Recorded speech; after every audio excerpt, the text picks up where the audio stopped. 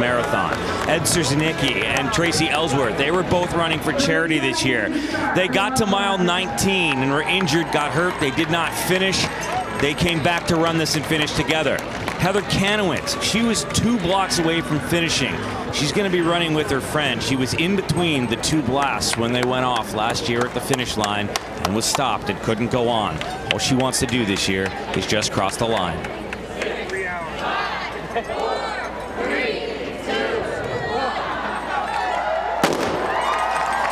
Most of those people who had their Boston Marathon horribly interrupted are in this group. And last year, Al, 4,700 had not finished or were stopped close to the finish line. And they were offered, actually 5,633 did not finish, and they were offered a chance to run here. And just over 80% of them took the BAA up on that offer, and they are in this segment along with people who are running for charity and some of the older qualifiers who are going to be running slower. Senior citizens are in this race as well. And hats off to all those who are running for charity. They are in this group.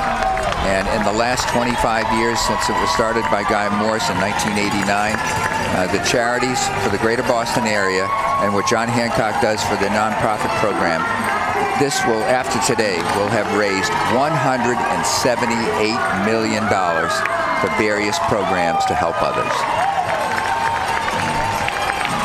Notice how it started at 6,600 the first year. A couple of charities approached the marathon. They said, sure, you can raise money first, and that's what happened. And look at the steady growth that has occurred since that time. And when you include in the charities that I mentioned with John Hancock's nonprofit program, it's going to be about 22 to 24 million will be raised this year alone. You know, the power of an event like this is staggering in such a great way. Isn't it? Yeah. And other major marathons now do things like this as well. They have their charities that benefit. America is a very, very giving society, and it shows at major marathons like this.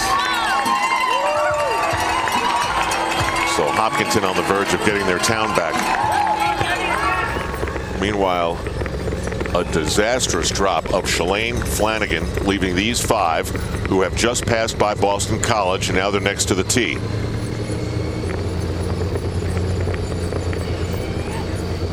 Sumgong to the left. Mare Dababa from Ethiopia wearing the maroon top in the front. And she has coming off a terrific marathon in January, having run 2 hours and 21 minutes. And I think she is a woman to be reckoned with on this course and could well be considered the favorite. She is not a brilliant kicker, but she is fast and light. She weighs 38 kilograms, which is 88 pounds, Al. That's it. And Buzanesh Deba, who lives in the Bronx, New York, carrying the banner of people who are cheering for those who are living in this country. She is not an American citizen, but she has her P1 visa and is a very consistent runner who is coming off training in Albuquerque, New Mexico. She is trailing the other 4 right in front of her, but just by a step, and totally comfortable at this point. These are the talent. The winner of the marathon is going to emerge right from this group. Meanwhile, Meb Keflezighi just keeps ripping off the miles. He's so confident, he's not even turning around. Yeah, I would have lost a wager on this, is that this race is unfolding the way it is so far. And Shalane Flanagan, who was the leader of this pack for so many miles, is not even in the picture. So it's Rita Jeptu, the defending champion, Mare Dababa, Jemima Jeligat Sumgong, Meselek Melkamu, and Buzanesh Deba.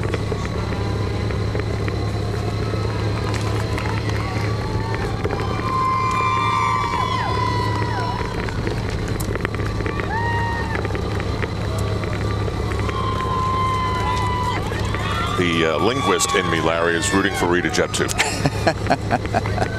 You did that well, Al. I must tell you, seriously, you pronounced them very well. Meb's lead over right now, just to let you know, 35 seconds. He keeps building it.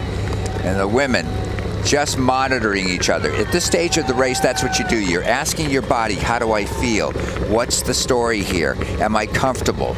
Is this pace okay? How quick are some of these other women I've run against before? Should I start a surge and see who goes with me and then back off? When do I start to test them as we're coming down to within something like 23 minutes of the finish line right now? Asking themselves questions. Remember, late in the race on a slow pace, Rita Jeptu out in the lead, who trains with Sumgong right there with her. She wound up saying Buzenesh Deba has moved to the front here a little bit to keep things honest. But she had a great finish, did Jeptu, and no doubt Deba in the lead knows how fast Jeptu can fly. The number 2 ranked woman in the world last year to the right of the screen.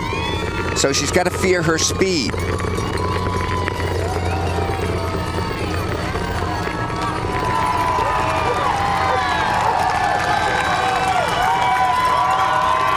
Meb Keflezighi's lead over the main pack is 1 minute and 12 seconds. And it gets harder and harder to overcome that as the miles will continue to shorten down here. Gee. So the women are coming up to an area called Cleveland Circle. Always a lot going on there, and I just can't get over Meb Keflezighi and Shalane Flanagan. That must have been one violent bump. Well, Meb's holding up on a slower pace, and Shalane decided to burn the course, and it cost her. The women's pace, by the way, I'm looking at leg turnover, has definitely quickened.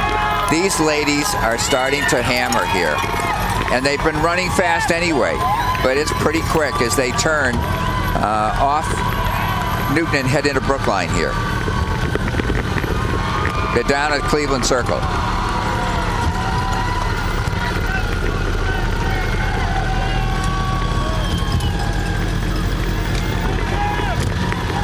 Women about 20 minutes from finishing. Keflezighi, 40-ish minutes. This is amazing. I'm just amazed what Meb is doing. Not that he's not capable, but that other people are not challenging him with this great field that has been put together. Wow, what a finish. Okay, and now you've got 5 women. It's strategy time. You better have a plan as they go past 2 hours in the 118th Boston Marathon.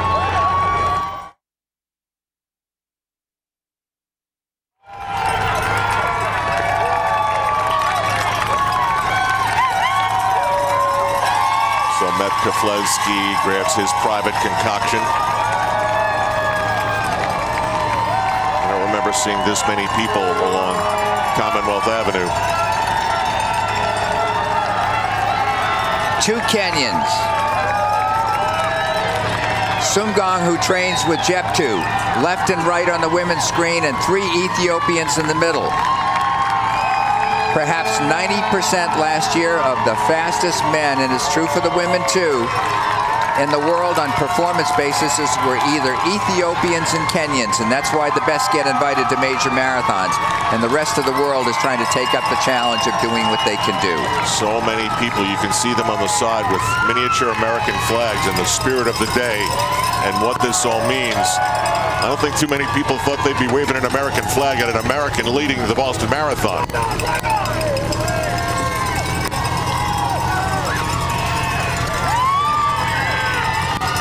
And make no mistake, Meb wears those colors proudly.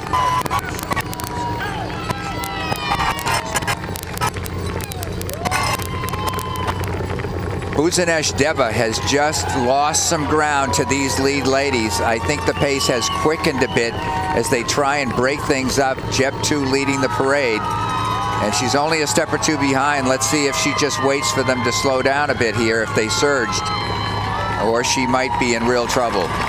Well, you can see how Jeptu is able to run as fast and as far as she does. Those legs enormously long. Going for back-to-back wins in Boston.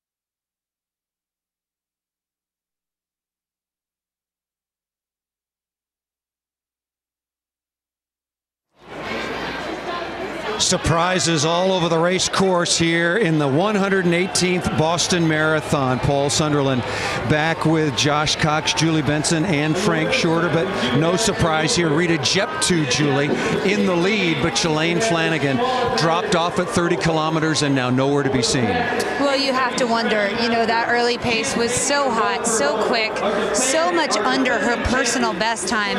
How much of that was driven by emotion, the meaning of today's race, everything she's put into it. And now Rita Jeptoo, the seasoned veteran, on top of her game, had a great run in Chicago. Now she's gone to the lead, was very patient early, and is benefiting from Shalane's basically pace work.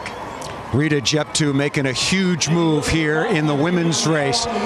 Just a handful of kilometers still to go, and can the Kenyan make it 2 in a row here in Boston as we return to race coverage?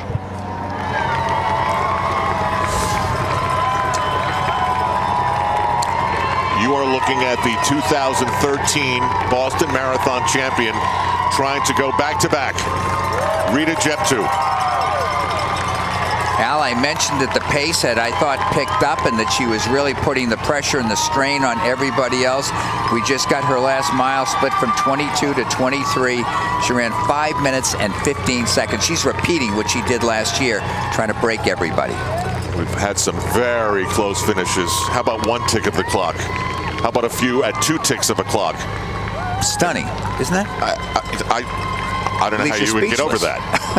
It is shocking to have 5 races in a row that close. Last year, this woman broke that skein of close races by doing what she did here in a tactical early race from mile 23 on. She just blew everybody away, ran her last mile in 4 minutes and 50 seconds, did she.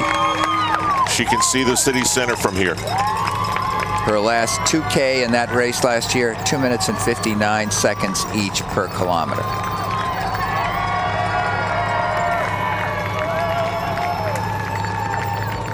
Now does she back off here, and do the ladies behind her regroup and come in? Sumgong has trained equally well with Jeptoo, but Jeptoo is showing the way again this year.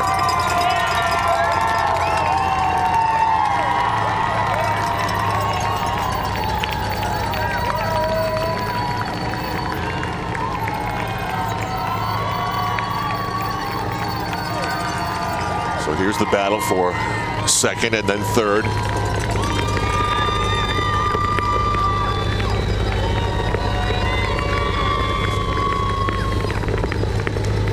Mare Dababa and their 2 Ethiopians together. Meselek Melkamu behind her in green.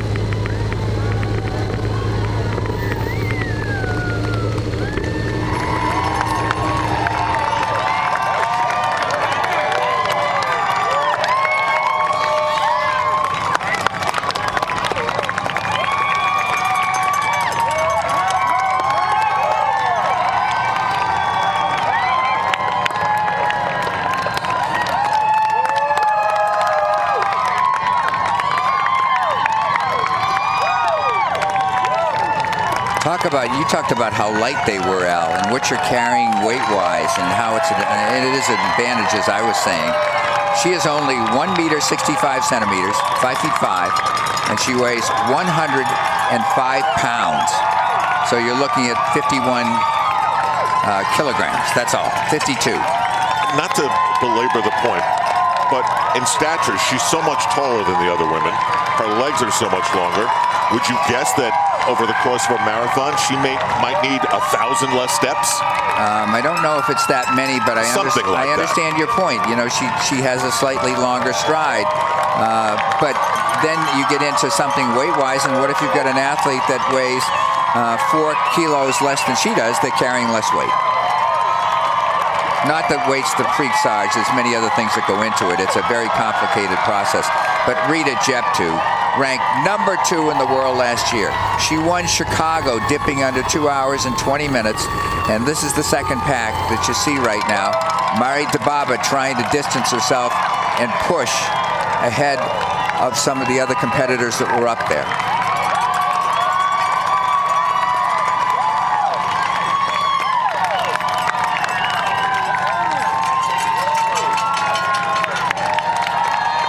So Kenya and then 2 Ethiopians. How would you describe the rivalry between those countries? It's bigger and stronger than Red Sox Yankees. Or Really? at least as good. Oh, these are I mean, Kenya has won a few other medals other than track and field. Boxing is big over there as well. But Ethiopia in its history has never won another Olympic medal other than all the medals they have won in running. And Ethiopia has been gaining in the last year or two on Kenya in terms of world marathons and world rankings.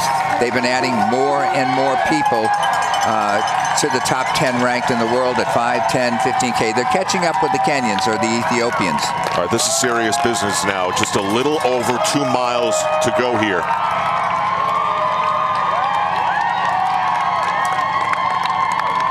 Mari Dibaba is making a play for second place.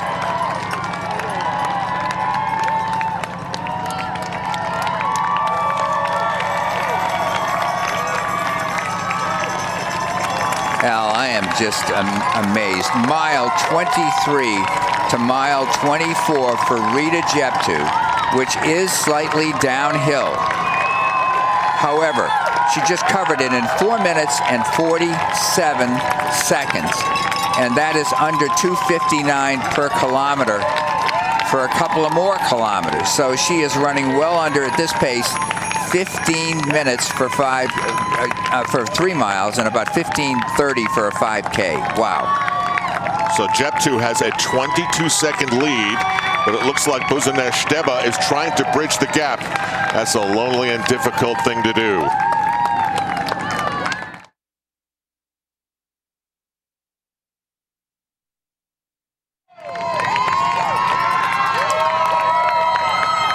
So many people, you can almost hear them thinking, I recognize her. She's the one who won here last year.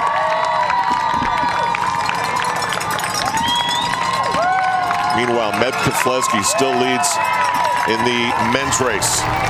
And he'll soon be hearing the same cheers that Rita Jeptu is hearing.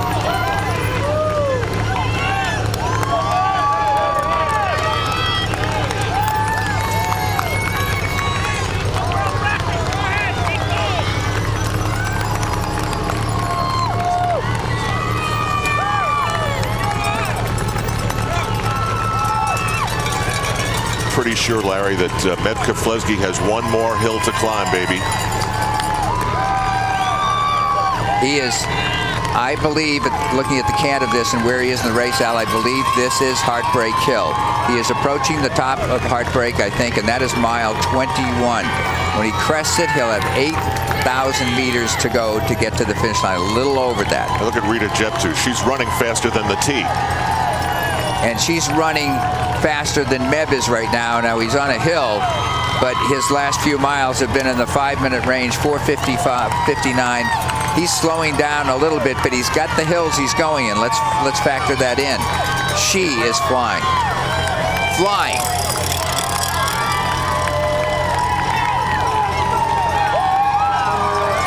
Seriously, she's going faster than one of the most important ground transportation things in Boston. You know, you're not surprising a lot of Bostonians when you say that, though. Well, I know the T is very, very slow, and it makes 1,000 stops every mile, but the It's a good symbolic point, though. look of that It's was a good point. incredible. Meb, the top of Heartbreak Hill. It's flat to downhill from here, Meb. He knows it. And all the kids from Boston College are out there. But they really come out to watch all the other runners when they come in waves. But Meb Keflezighi is flying.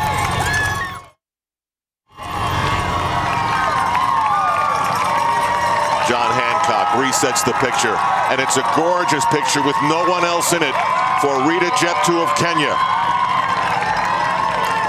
No teammate of hers who was right with her the whole way. No Ethiopians. No Mari Dibaba, who might well have run with her. They cannot equal her withering, sizzling last 5K of this race course.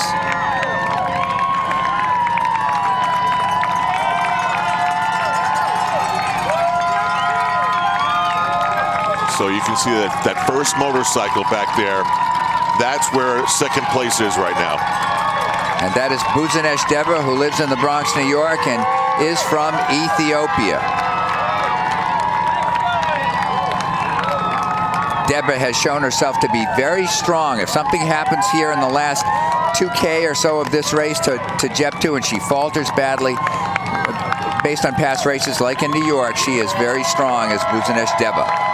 Into Kenmore Square, near the big Citgo sign and Fenway Park. And Jeptu is on pace to set a new record here. So we have 1.2 miles to go or so, and about 2K, and she is just behind Margaret Okayo's performance that she's done before, but running much faster than Okayo did over the last 2K up to this point. So can she get the record? Meanwhile, Meb Keflezighi looks just as solid and spry as he did in the beginning. He looks like he has a real purpose in him today.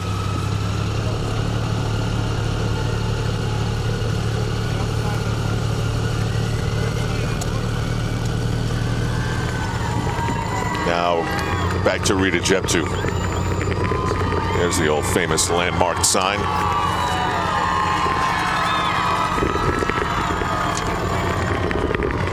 Her last mile, 5 minutes and 1 second. So her 2-kilometer pace continues to click along, Al. 3:06 for her last 2,000 meters of this race. Wow. Just exactly what she did last year to bury the field. And she's doing it this year off a much faster pace.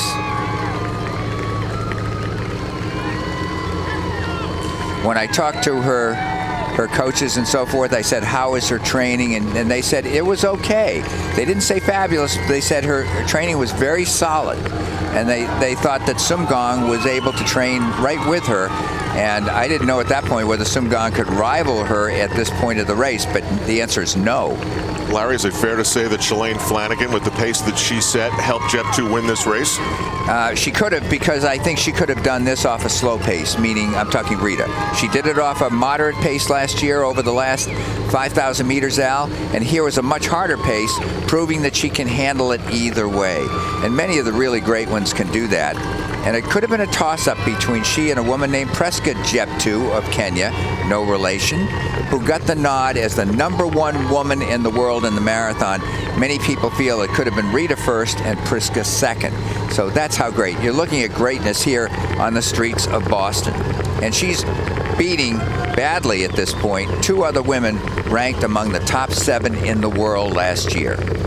She is now, right now, underneath Massachusetts Avenue. And she is soon to take, for the second time in her career, one of the great left-hand turns in sports. Under a mile.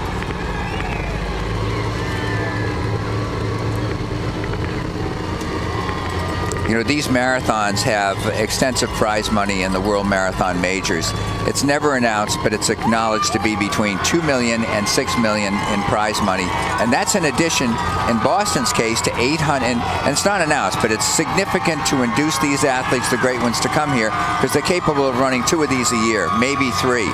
$806,000 in prize money will be given out, the most of any World Marathon Majors here by the BAA and John Hancock. And it's official now, Larry. The crowd's never this deep. It is great. Onto Hereford Street. Next stop, Boylston, and the finish line.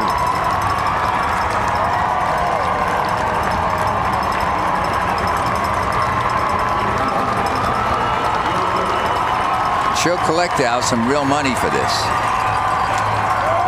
$25,000 for a course record. And an extra $150 in addition to any appearance money she got. Here comes the big turn.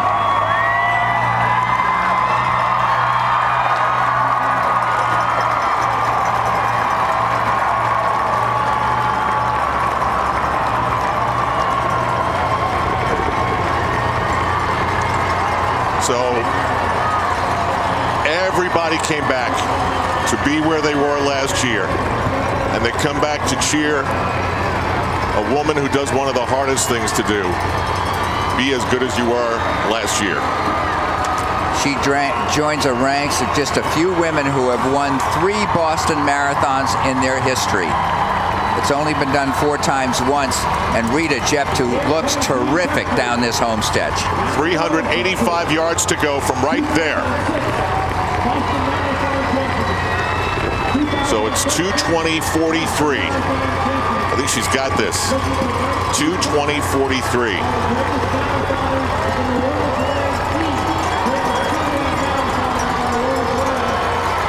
The course record, 2 hours, 20 minutes, and 43 seconds. How close can she get to it? We're going to know very shortly.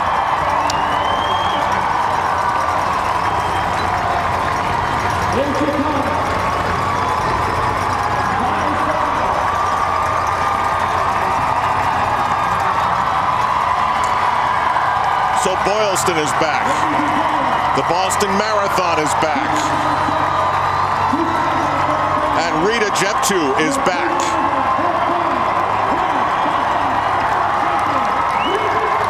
Two 20:43, and she's got it.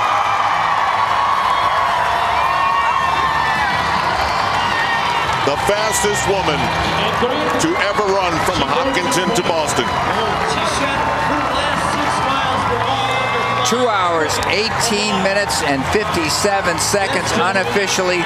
What a last 5,000 meters she did. That is under 5 minutes and 20 seconds per mile. Amazing stuff. Phenomenally beautiful day to run fast here in this city. Buzenesh Deba may crack under. Well, we don't know exactly where she is in Boylston yet. She might get under 2 hours and 20 minutes. Coming across. Well, if you thought that was loud, and it was.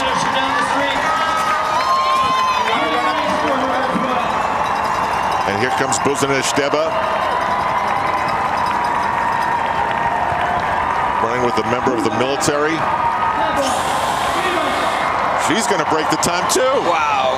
By maybe a second, she gets under 2 hours and 20 minutes, beating her lifetime best by over 3 minutes. What a brilliant day here. Somebody was shining down on Boston today after tears last Tuesday at the tribute. Dibaba coming in.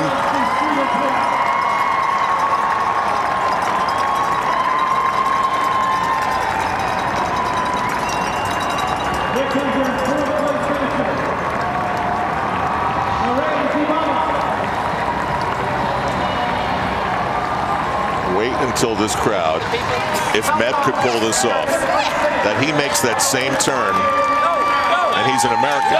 It hasn't happened since 1985. No, come on, back to you. We're gonna go get. I want to get this up in the train, all right? The pace about 3 minutes and 18 to 3 minutes and 19 seconds per kilometer that she covered this course, and about 5:18 per mile. Imagine that.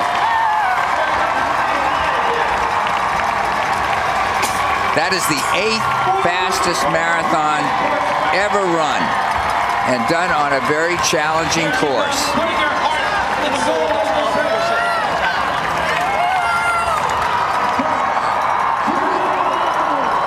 Here comes Shalane Flanagan. She will finish 5th, which is great. Outstanding time. This is outstanding time. We don't know what it is officially, but well under her personal best of 2 hours, 25 minutes and change. Wow. Wow. She made the race. She kept us far more than honest. 6th place right now. We're being told she's coming in, but no marathon in Boston has ever approached this on the women's side for quality. Obviously a great day, but terrific performance by the ladies. We talked about this early on. 2:22:01 unofficially. Meanwhile, Meb is in the city, and he's all by himself. And he is struggling a bit, Al. I'm doing fine. Arm action is that way, but that little rise looked a little tough on him. I thought maybe I saw a grimace a moment ago, but he's got a little bit of a cushion here.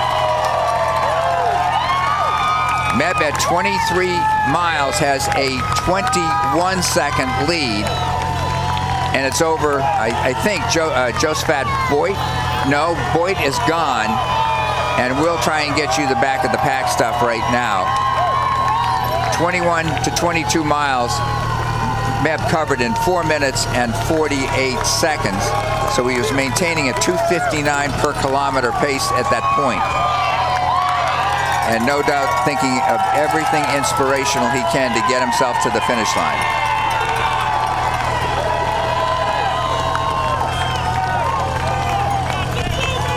Well, one thing he's going to do, he's going to, if he can pull this off, get them to play the Star Spangled Banner at the finish line. He certainly will.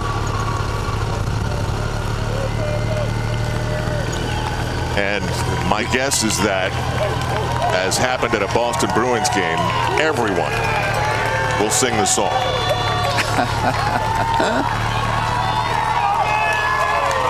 Meb holding it together well so far. Watching leg turnover, he still looks very good. Legs are piston-like. Very consistent pace. And we're pushing back now to see if we can see who's on the rise. And it looks like more than a 20-second lead at this moment, I think, that he's got. Grimacing on the face. A little distressed.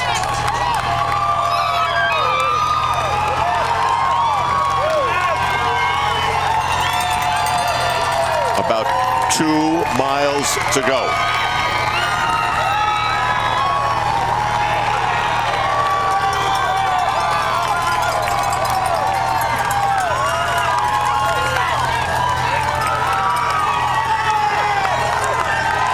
The second place runner is in sight. And getting closer. This could be a little hairy for Meb Keflezighi.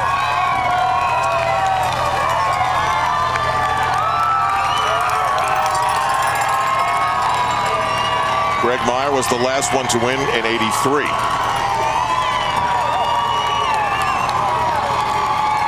Meb Keflezighi's got some company trying to stalk him.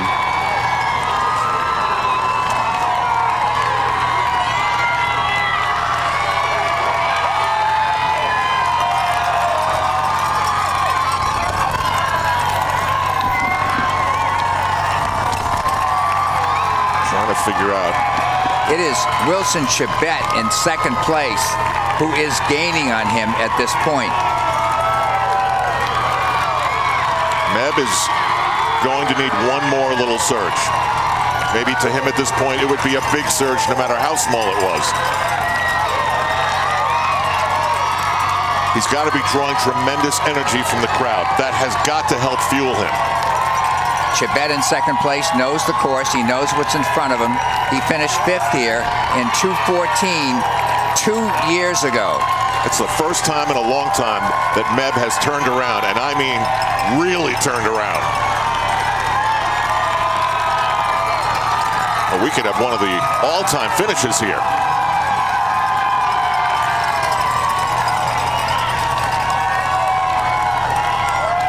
Meb threw in a 4:47 mile. There's no quit here. It's been Chebet accelerating at very fast pace here for his last couple of miles to try and close the gap. On that last mile, he did not gain on Meb. The lead now 24 seconds for Meb. Can he hold it together is the question.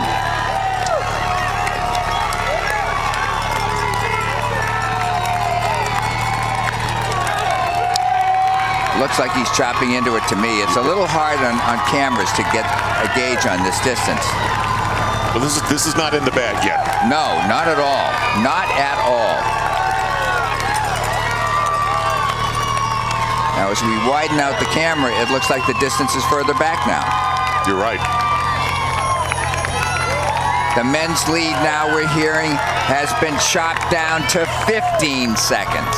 Boylston Street is going to seem like it's 26 miles long. Oh, boy. Oh, boy. You know, just as somebody who has suffered in races, too, you think of everything inspirational you can to block out the pain, to ask God, even if you're not religious, to let you hold together. Let this be your moment. 10 seconds now. Another grimace from Keflezighi. And Meb's last mile was good. I mean, Chebet is flying. The 28-year-old who has won Rotterdam 3 times, actually 4 times.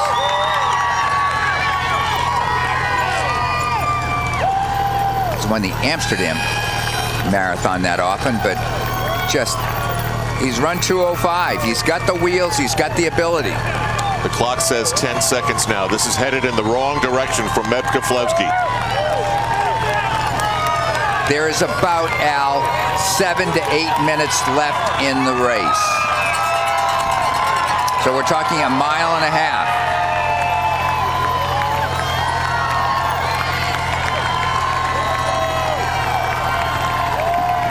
Looks like his legs are tightening up a little bit. He doesn't have nearly the same stride as he did not too long ago. He's still holding it together well. He's not in a marathoner's shuffle of suffering. He's still driving. But look at how fast the close is by Wilson Chebet from Marakwet in the Rift Valley, Kenya. Chebet comes from great running stock.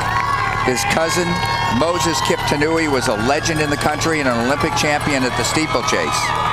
Larry, I don't remember a finish this good.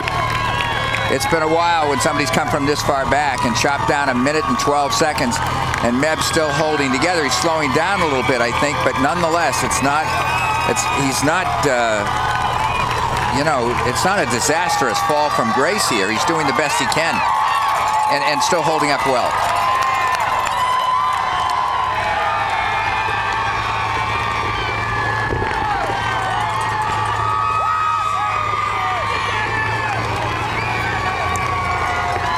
The road to success is always under construction. And can Meb wind up in the victor's circle here as a man is closing in to try and snatch that title away?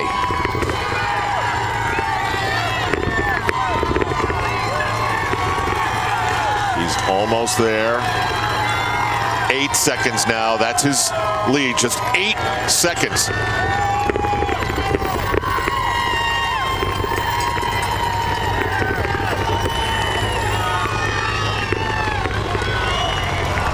Good look back here of what Wilson Chebet is facing, and I watch his leg turn over. He's got to be tired from the push he's made to get close. Yeah, he doesn't look all that great. No, he doesn't. And now they're going uphill here. This is the last little rise here as you come into Kenmore Square.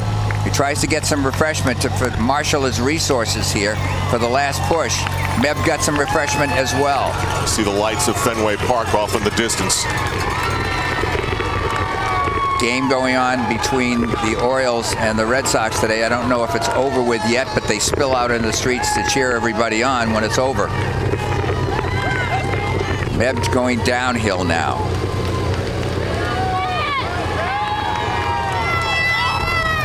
And now it looks like Meb has a little bit of a bigger lead.